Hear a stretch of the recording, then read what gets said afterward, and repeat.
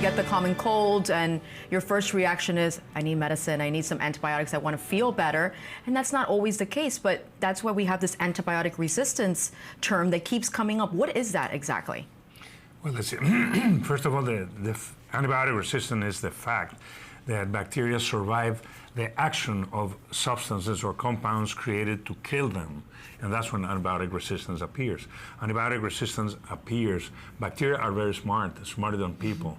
Once they're put in contact with antibiotics, they create mechanisms to escape the action of these antibiotics, and they become resistant. Right. We create resistance when we misuse antibiotics, when we use antibiotics in situations that are not necessary.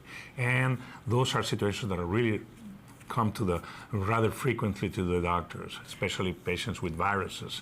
They always want antibiotics. And it's very hard to convince a patient that they do not need antibiotics. Right. They get very disappointed many times when we say no antibiotics and wait. I know, I've been there, and it's just like I mentioned, you want to find that relief, but as you mentioned, it does not help. It's not helping bacterial growth. So does it happen naturally though? Yeah, it can happen naturally. It can happen naturally. There have been descriptions of a bacteria discovered many years ago, and they already had mechanisms of resistance. Wow. But with the use of antibiotics, we have pushed those mechanisms of resistance. We have created more resistance. But those mechanisms can occur naturally, yes. Do you feel that antibiotic resistance is something that we're seeing more of? Is something that's gone up in the last few years or decade?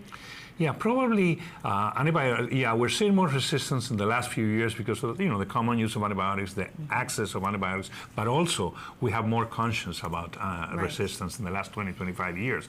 The idea of resistance has come to us, and we are dealing with that situation more and more. So it's a matter of conscience and misuse of antibiotics, and that's why we're seeing more resistance. Right.